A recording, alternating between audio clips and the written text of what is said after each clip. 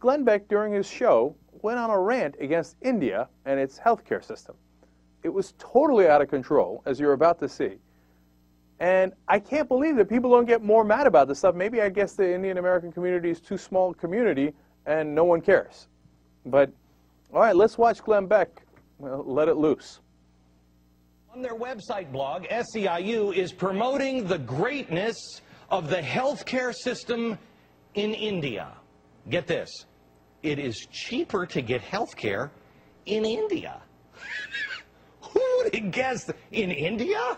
No way. Next you're going to be telling me that you can buy a Buick cheaper than a Rolls Royce. Shut up, Andy Stern. No, that's what he says. I didn't believe it until I saw this video on the SEIU blog. Let's watch. I went to New Delhi, India to have a hip replacement about a month ago. I think the American healthcare system is excellent, but I just think it's so expensive. Where's the money going? Why is other countries being able to do something for a lot less?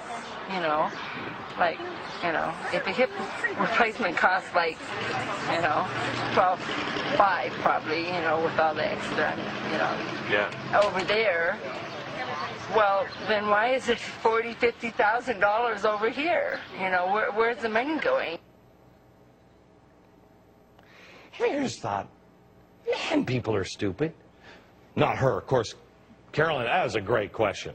Where does all that money go? You know, why is it so much cheaper in India? Yeah.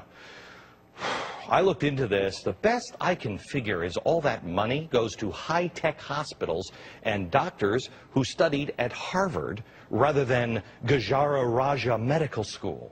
Oh, sure, yeah. You know, it's weird. You can buy a Gucci bag on any New York street corner for like $4.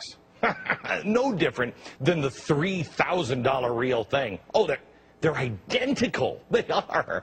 Yep. And also, in our research that it took us, about 40 seconds, we figured out that some of that money here in America winds up in the pocket of a skilled doctor that helps offset the 20 years of schooling that he endured and the loans that he took out. And, you're not going to believe this one, Carolyn, some of that money seems to go to the 1 million SEIU workers in the healthcare industry that make slightly more here than in India because, you know, they have an American lifestyle, maybe a couple of cars, great union benefits, and homes with something that we in America like to call flush toilets.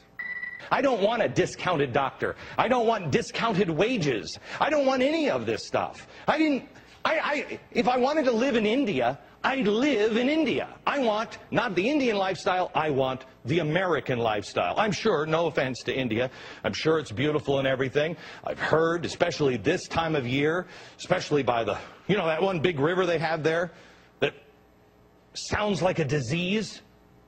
Come on, it does. I mean, if somebody said, I'm sorry, you have a really bad case of Ganges, you'd want Cipro. Yeah. Keep it classy, Glenn. Nice going. All right, so first of all, he doesn't trust Indian doctors. Then you might not want to go to an American hospital. Have you been to an American hospital lately? Chock full of Indian doctors. And not all of them studied at Harvard, although a lot of them did. A lot of them studied at Gajra Raja Medical School, as you say. Okay. Yes, a lot of them studied in India, and they got a perfectly good education. There are over 35,000 Indian doctors in America. There are 10,000 more medical students and residents right now in America that are Indian American. And I don't know, look, is India less developed than the United States? Of course it is, okay? And if you say, hey, you know what, I'm not going to take my chances, I'm going to have an operation here rather than India, I get it, okay, there's no problem with that. But what's the need with that? They don't have flush toilets in India, can't you? It sounds like a disease. You look like an ass. And I'm surprised more people aren't offended by your ridiculous outburst. There's over 2.5 million Indian Americans, and as in South Asian Indians, and a lot of them are doctors, as I just pointed out. And then, of course, what does he blame the high costs on? The SEIU. It's the unions that are taking all your money. Really? That's the main problem with healthcare in America, the unions? And then his other example was so stupid. Gucci bag. So, I mean, that $4 Gucci bag is not the same as the several $1,000 Gucci bag. Actually, it's pretty close. And if you ask me which one I'd want, I definitely want the $4 one. It depends on the situation. And you know what? Some Americans think it's so expensive over here, I'm going to get the operation by an Indian doctor anyway. Why don't I go to India and get the operation for a quarter of the cost? And in that context, that seems to be a fairly rational decision. Now, you can disagree with the decision, but to mock the whole country of India when you don't even realize so many of the doctors here are Indian, well, it makes you look like the buffoon that you actually are. There's no end to it with Glenn Beck. But since I guess Indian Americans are not that powerful in the U.S., this gets totally ignored.